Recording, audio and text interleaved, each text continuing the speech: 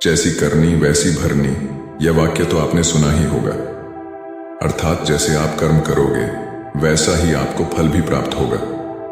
लेकिन मेरा एक प्रश्न है, क्या आप इस बात पर यकीन करते हैं कि जैसा आप कर्म करेंगे वैसा ही आपको फल भी मिलेगा?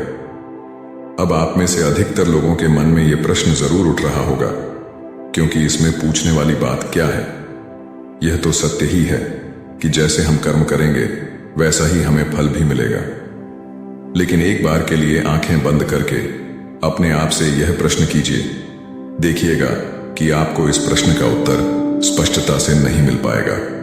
कहीं ना कहीं आपके मन में एक संशय जरूर होगा कि क्या यह बात सच है या झूठ, क्योंकि आपने अपने आसपास तो ऐसे कई लोगों को देखा होगा जो लोग बहुत अच्छे कर्म करते हैं, बहुत अच्छे स्वभाव के होते हैं। वे कभी किसी का बुरा नहीं करते, किंतु फिर भी उनके साथ हमेशा बुरा ही होते हैं। वो लोग हमेशा दुखी रहते हैं, हमेशा परेशान रहते हैं। आपने कई बार यह भी देखा होगा, या फिर आप में से ही कई ऐसे लोग भी होंगे जिन्होंने अपनी परीक्षाओं के लिए जीत और मेहनत की होगी, लेकिन फिर भी अंत में उनके हाथ निराशा ही लगी। तो इसका अर्थ क्या होगा? क्या इसका अर्थ यह है कि जिन भी महापुरुषों ने इस कहावत को कहा है, क्या यह झूठ है? क्या वह महापुरुष गलत थे? नहीं, वास्तविकता तो यह है कि हम अपने कर्मों का लेखा जोखा तो समझ ही नहीं पाते, और इसी कारण हम यह सोचते हैं कि हम तो बहुत अच्छा कर्म कर रहे हैं, हम लोगों की भलाई कर रहे हैं, लोगों की मदद कर रहे हैं, फिर भी हमें न जाने क्यों हमेशा दुख और परेशानी ही उठानी पड़ती है। लेकिन आज की जो कहानी मैं आपके लिए लेकर आया हूं, इस कहानी के माध्यम से आप यह समझ जाएंगे कि आखिर कर्मों का यह लेखा जोखा हमारे जीवन पर किस प्रकार प्रभाव होता है। एक समय की बात है, एक गांव में दो भाई रहा करते थे। दोनों ही कुशल थे, किंतु उनमें से एक बहुत ही क्रूर और चालाक था। उसने धोखा देकर अपने छोटे भाई की सारी जमीन जायदाद अपने नाम करवा ली थी, और छोटे भाई के नाम पर कुछ भी नहीं बचा था। उसे तो बस एक टूटी फूटी झोपड़ी मिली थी, जिसमें वह और उसकी पत्नी रहा करते थे।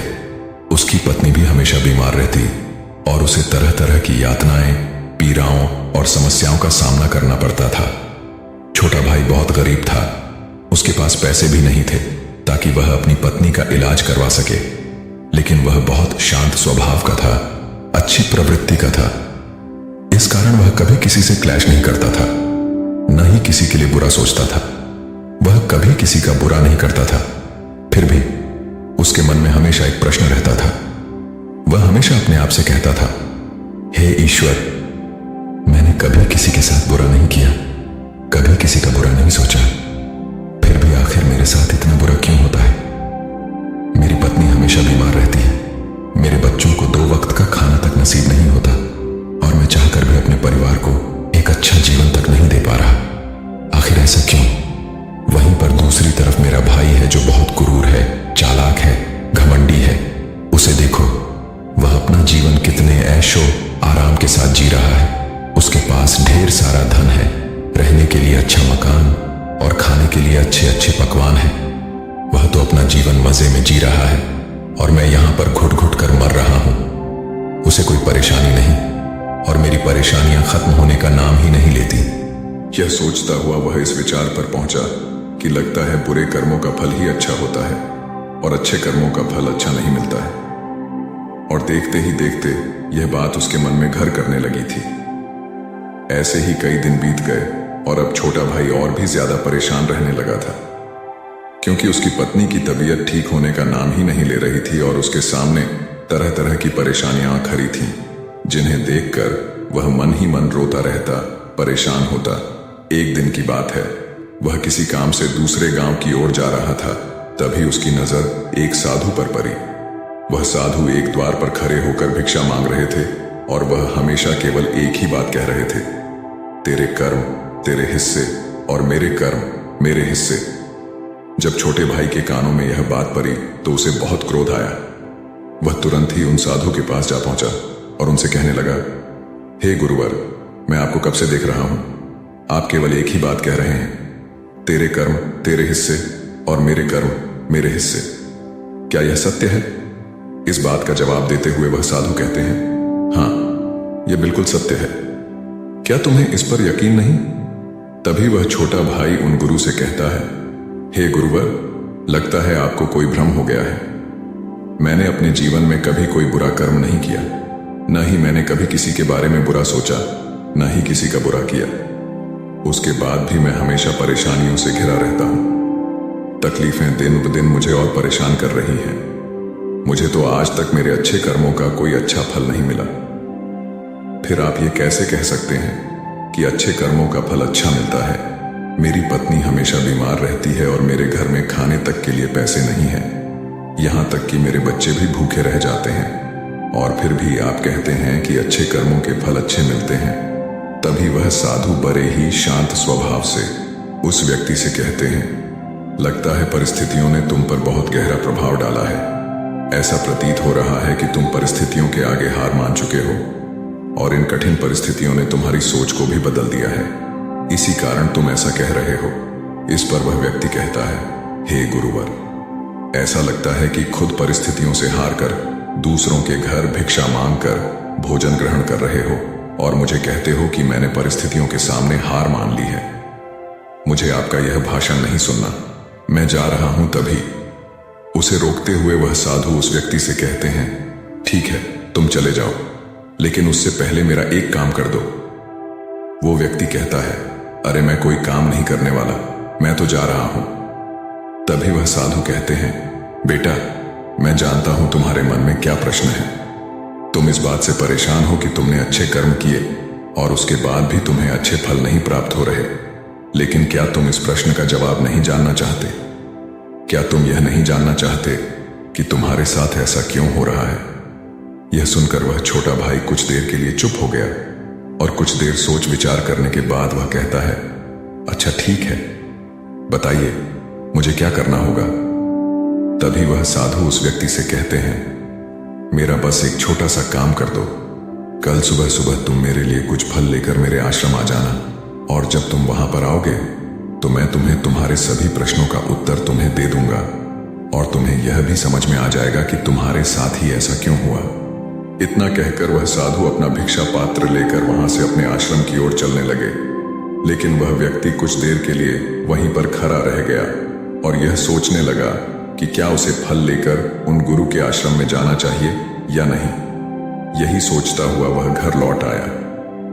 रात भर उसके मन में केवल यही प्रश्न था कि मैं उनके पास फल लेकर जाऊं या न जाऊं। देखते ही देखते सुबह होने लगी, और अब उस छोटे भाई ने यह तय कर लिया कि वह फल लेकर उन गुरु के आश्रम जरूर जाएगा। वह घर से निकलता है और कुछ फल खरीदता है, जिससे लेकर वह उन गुरु के आश्रम की ओर चल पड़ता है। उन गुरु का आश्रम थोड़ी दूर पर था, और उसका रास्ता पास के ही जंगल से होकर गुजरता था। इसीलिए उस रास्ते पर कोई हलचल भी नहीं थी, और जगह जगह पर लंगूर और बंदर दिखाई दे रहे थे। जब वह छोटा भाई फल लेकर उन गुरु के आश्रम जा रहा था, तभी उन बंदरों को देखकर उसके मन में यह विचार उठता है कि क्यों न यह फल वह उन बंदरों को खिला दे। लेकिन तभी उसे याद आता है कि उन गुरु ने उसे वो फल आश्रम लाने को कहा है। इसीलिए वह जैसे तैसे अपने मन को मनाकर उन गुरु के आश्रम की ओर चल पड़ता है, और देखते ही देखते कुछ देर में वह उन गुरु के आश्रम पहुंच जाता है। वह उन्हें प्रणाम करके उनसे कहता है, यह देखिए, मैं आ गया, और जैसा कि आपने कहा था कुछ फल लाने के लिए वह भी मैं लेकर आया हूं। अब तो मुझे बता दीजिए कि आखिर मेरे साथ ही ऐसा क्यों होता है। तभी वह साधु मुस्कुराते हुए उस व्यक्ति से कहते हैं, बताता हूं, लेकिन उससे पहले तुम मेरे एक प्रश्न का उत्तर दो। तभी वह व्यक्ति कहता है, कौन सा प्रश्न? तभी वह साधु कहते हैं, जब तुम मेरे आश्रम की ओर आ रहे थे और तुम्हारे मन में जब यह विचार उठा कि तुम ये फल उन बंदरों को खिला दो, तो तुमने ऐसा क्यों नहीं किया? यह सुनकर वह व्यक्ति बड़ा आश्चर्यचकित हुआ। उसे यह समझ ही नहीं आ रहा था कि आखिर जो विचार उसके मन में उठा था वो उन साधु को कैसे पता चला। तभी वह व्यक्ति दोनों हाथ जोड़कर उन साधु से कहता है, हे गुरुदेव, ये बात तो मेरे मन में थी, किंतु आपको कैसे पता चला कि मैं बंदरों को फल खिलाना चाहता था?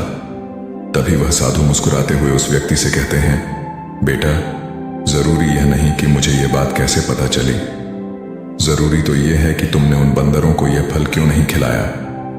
वह व्यक्ति कुछ देर के लिए सोच में पड़ गया और उसने हड़बड़ाते हुए उन साधु को जवाब दिया, क्योंकि आपने मुझे यह फल आपके पास लाने के लिए कहा था। तभी वह साधु उस व्यक्ति से कहते हैं, बेटा, जिस तरह से एक बछड़ा हजारों गायों में भी अपनी मां को ढूंढ ही लेता है, ठीक उसी प्रकार कर्मकर्ता को ढूंढ ही निकालता है। जैसे कि यह कर्म मेरे हाथों से ही लिखा था कि मैं ही इन बंदरों को यह फल खिलाऊंगा, इसलिए तुम यह फल उन बंदरों को न खिला सके और यह फल तुम मेरे पास लेकर आए। इतना कहकर उन साधु ने वह फल उन बंदरों को खिलाना शुरू कर दिया। लेकिन वह व्यक्ति अब तक उन साधु की बात का मतलब नहीं समझ पाया था। वह उन साधु से कहता है, हे गुरुवर, आप क्या कहना चाहते हैं? मुझे आपकी बात कुछ समझ नहीं आई, कृपया करके मुझे साफ और स्पष्ट तौर पर समझाएं। तभी वह साधु मुस्कुराने लगे और व्यक्ति से कहते हैं, हम मनुष्यों को हमेशा से यही लगता है कि हम ही करता है और हम ही कर्म करते हैं, लेकिन वास्तविकता तो कुछ और है। यहां पर समझने वाली बात यह है कि कर्म हमारा चुनाव खुद करता है, हम कर्म का चुनाव नहीं करते। यदि आप किसी काम को करने के योग्य हैं, तो कर्म आपको लाखों लोगों की भीड़ में से भी ढूंढ कर निकाल ही लेगा। इसलिए जरूरी यह है कि कर्म करने पर नहीं, बल्कि योग्य बनने पर ध्यान दो। यदि तुम्हारा पूरा ध्यान केवल कर्म करने पर होगा, तो तुम कभी भी योग्य नहीं बन पाओगे और कभी भी कर्म तुम्हारा चुनाव ही नहीं करेगा। इस पर वह व्यक्ति कहता है, हे गुरुवर, योग बनने से आपका क्या मतलब है? आपका कहना है कि क्या मैं अपने परिवार का पालन पोषण नहीं कर सकता? तभी वह साधु उस व्यक्ति से कहते हैं, नहीं नहीं, मेरे कहने का अर्थ यह नहीं है। मैं तो तुमसे यह कहना चाहता हूं, योग्य बनने के लिए जिन कर्मों की आवश्यकता होती है, उसके लिए तुम्हें पहले छोटे छोटे कामों को करना शुरू करना होगा, और जब तुम उन कामों में निपुण हो जाओगे, कुशल हो जाओगे, इतने योग्य बन जाओगे, तो बड़ा कर्म, या फिर यूं कहें कि यह मुख्य कर्म, जिस कर्म के लिए तुम बने हो, वह कर्म तुम्हें ढूंढ ही लेगा और वह कर्म तुम्हारे पास खुद ही चला आएगा। उदाहरण के तौर पर तुम इन बंदरों को ही देख सकते हो। यह बंदर जब छोटे होते हैं, तब से ही यह पैरों पर चढ़ना सीखते हैं, गुलाटी लगाना सीखते हैं, दौड़ना सीखते हैं, छलांग लगाते हैं। शुरू में इसे तकलीफ होती है कि कभी गिर जाते हैं तो कभी इन्हें चोट भी लगती है, लेकिन धीरे धीरे ये उन कामों में निपुण हो जाते हैं, कुशल हो जाते हैं, और उसके बाद इनका भोजन इन तक स्वयं ही पहुंच जाता है। इसीलिए अपनी रोजमर्रा की जिंदगी में भी छोटे छोटे कर्म करते रहो, तो बड़ा कर्म तुम तक खुद चला आएगा और तुम किसी भी बड़े लक्ष्य को प्राप्त कर सकोगे। आगे वह साधु उस व्यक्ति से कहते हैं, और यदि तुम योग्य बनने के लिए कर्म करोगे ही नहीं, तो दूसरे लोगों के कर्म भी तुम पर हावी होने लगेंगे, तुम्हारे जीवन को प्रभावित करने लगेंगे। उदाहरण के लिए तुम्हारी पत्नी को ही ले लो।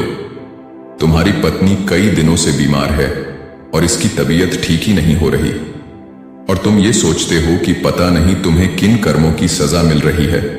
तुम अपने आप को अभागा समझते हो, असहाय महसूस करते हो, लेकिन वास्तविकता तो कुछ और ही है। तुम्हें यहां पर यह समझने की आवश्यकता है कि तुम्हारी पत्नी बीमार अपने कर्मों से है, न कि तुम्हारे कर्मों से। हो सकता है कि तुम्हारी पत्नी ने अतीत में ऐसा कोई कर्म किया हो जिसकी सजा वो आज भुगत रही है, और तुम्हारी पत्नी के कर्मों के कारण ही तुम्हें भी दुख झेलना पड़ रहा है, तकलीफें उठानी पड़ रही है, परेशानियों का सामना करना पड़ रहा है। और यही कारण है कि अधिकांश लोग अपने परिवार के कारण, अपने बच्चों के कारण तरह तरह के दुख झेलते रहते हैं, तरह तरह की परेशानियों का सामना करते रहते हैं। किंतु तुम्हें यहां पर यह समझने की आवश्यकता है कि यदि तुम इस योग्य होते, तुम्हारे पास इतने पैसे होते, तो तुम अपनी पत्नी का इलाज करवा पाते। और तो और यह भी हो सकता था, यदि तुम इस योग्य होते, तो तुम्हारा विवाह किसी दूसरी स्त्री के साथ हुआ होता जो स्वस्थ होती, लेकिन तुम उस योग्य थे ही नहीं। और यही कारण है कि तुम अपनी पत्नी के कारण आज दुखों में डूबे हुए हो, किंतु अब तक कुछ भी नहीं बिगड़ा। यदि तुम अब भी योग्य बन जाओ, तो दूसरों के कर्म तुम्हें कभी भी प्रभावित नहीं कर पाएंगे। आगे वह सन्यासी उस युवक को चेतावनी देते हुए कहते हैं, मेरी एक बात हमेशा याद रखना, तुम्हें वह नहीं मिलता जो तुम चाहते हो, बल्कि तुम्हें वह मिलता है जिसके तुम योग्य हो। इसलिए कर्म करने से ज्यादा योग्य बनने पर ध्यान दो, अपनी योग्यता बढ़ाओ। केवल कर्म का फल पाने के लिए कर्म मत करो, और फिर तुम कभी भी इन परेशानियों से निकल नहीं पाओगे। तभी वह व्यक्ति उस साधु के सामने दोनों हाथ जोड़कर उनसे कहता है, हे गुरुवर, आप हमेशा योग्य बनने की बातें कर रहे हैं, किंतु आप यह नहीं बता रहे हैं कि मैं अपनी योग्यता को किस तरह से बढ़ाऊं ताकि मेरा मुख्य कर्म मुझे ढूंढ ले। तभी वह साधु उस व्यक्ति से कहते हैं, यह तो बड़ा ही सरल है, फिर भी लोगों के लिए यह बहुत कठिन हो जाता है। सबसे पहला उपाय यह है कि जो भी कर्म तुम कर रहे हो उस कर्म को कर कर भूल जाओ। अर्थात योग बनने के लिए जो भी कर्म तुम कर रहे हो उसे याद ना रखो, उसे भूल जाओ। यह मत सोचो कि जो तुमने कर्म किया है उसका फल तुम्हें कब और क्या मिलेगा। इसीलिए तो कहा जाता है कि कर्म करो, फल की चिंता मत करो। यदि तुम्हारा मन हमेशा फल की चिंता में ही लगा रहेगा तो इसका अर्थ यह हुआ कि तुमने वास्तविक तौर पर कोई कर्म किया ही नहीं। और हम इसे अधिकांशतर लोग यही गलती करते हैं। उन्हें लगता है कि वह एक अच्छा कर्म कर रहे हैं जिसका फल भी उन्हें अच्छा ही मिलेगा। उनका सारा ध्यान केवल फल पर होता है, और यही कारण है कि वह अधिकांश समय दुखी होते हैं, क्योंकि जब उन्हें फल नहीं मिल पाता, या फिर यूं कहे कि जब उन्हें अपने मन वांछित फल नहीं मिल पाता तो उनके मन को ठेस पहुंचती है और वे लोग दुखी रहने लगते हैं, परेशान रहने लगते हैं और हमेशा यही सोचते हैं कि मैंने तो अच्छे कर्म किए थे, फिर भी मुझे अच्छे फल क्यों नहीं मिल रहे। और उनका यही सोचना उन्हें अपने लक्ष्य से भटका देता है। हाँ, आप ये जरूर कर सकते हैं, अपना कर्म करने के बाद उसका आकलन जरूर करें, लेकिन फल की चिंता न करें। तभी वह व्यक्ति उन साधु से कहता है, हे गुरुवर, आप कह रहे हैं फल की चिंता मत करो, लेकिन जो कर्म किए हैं उसका आकलन जरूर करो, यह कैसे संभव है। तभी वह साधु बड़े ही शांत स्वभाव से उस व्यक्ति से कहते हैं, बनते, जब तुम कोई कर्म करते हो तो तुम्हारे मन में हमेशा फल की चिंता होती है, जबकि तुम्हारे मन में फल की चिंता ना हो। कर यह चिंता होनी चाहिए कि जो भी कर्म मैंने किए हैं, क्या उस कर्म में मैंने अपना 100% दिया है या नहीं। जब मैं वह काम कर रहा था तो मेरा ध्यान पूरी तरह से उस काम पर था या नहीं, कहीं मेरा ध्यान भटक तो नहीं रहा था।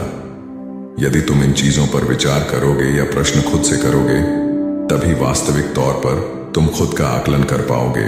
और जब तुम पूरे ध्यान के साथ किसी कर्म को करोगे तो तुम्हारे ध्यान की शक्ति भी बढ़ेगी और तुम्हारे कर्म करने की योग्यता भी बढ़ेगी। किंतु यदि तुम यह सोचते हो कि तुम्हें तो केवल कर्म करना है और केवल यही सोचकर तुम कर्म करते चले जाओगे, तो तुम्हें कर्म का फल कभी प्राप्त नहीं होगा और न ही तुम कभी योग्य बन पाओगे।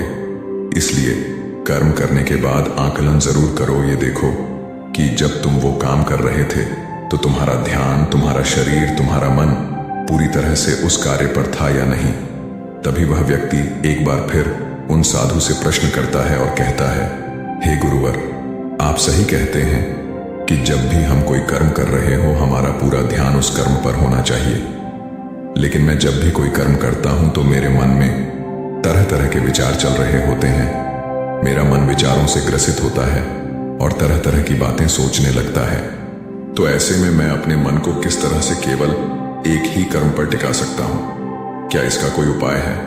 तभी वह साधु मुस्कुराते हुए उस व्यक्ति से कहते हैं, बनते, जब तुम कोई कर्म कर रहे हो और उसमें जब तुम अपना पूरा भाव लगा देते हो, अर्थात कर्म करते समय अपना पूरा भाव डाल देते हो, तो तुम्हारा मन, शरीर और तुम्हारे भाव उसी कर्म पर केंद्रित हो जाते हैं और तुम पूरी निष्ठा, प्रेम और सद्भाव के साथ उस कर्म को कर पाते हो, अर्थात अपना 100% दे पाते हो। और वहीं पर जब तुम केवल कर्म करने की सोच से ही कर्म करते हो तो तुम उसमें अपना भाव नहीं लगा पाते और न ही तुम उसमें अपनी पूरी निष्ठा लगा पाते हो। इसी कारण वह कर्म कर्म नहीं रह जाता और न ही उसका कोई फल तुम्हें प्राप्त होता है। आगे वह साधु उस व्यक्ति से कहते हैं, यदि कोई भी मनुष्य इन बातों को सही तरीके से अपने जीवन में उतारे, इन बातों को ध्यान रख के कर्म करे, तो वह अपने आप को योग्य बना सकता है। और एक बार जब वह योग्य बन जाता है तो कर्म उसे कहीं से भी खोज कर निकाल लेगा और वह जीवन में किसी भी सफलता को प्राप्त कर पाएगा। इतना कहकर वह साधु मौन हो गए और वह छोटा भाई भी अब यह समझ चुका था कि उसके अच्छे कर्मों का फल उसे अच्छा क्यों नहीं मिल रहा था। उसने उन गुरु को प्रणाम किया और वह वापस घर की ओर लौट गया। तो दोस्तों, उम्मीद है इस वीडियो से आपको काफी कुछ सीखने को मिला होगा। तो इस वीडियो को लाइक करो ताकि वीडियो को और भी लोगों तक पहुंचाए। दोस्तों, आपने आज के इस वीडियो से क्या सीखा वह मुझे आप कमेंट में बता सकते हैं। इसी के साथ में उम्मीद है कि आपको आज की वीडियो पसंद आई होगी। चैनल को सब्सक्राइब करें। तो चलिए फिर मिलते हैं ऐसी एक और नई वीडियो में एक नए मैसेज के साथ। तब तक के लिए अपना ख्याल रखें। धन्यवाद।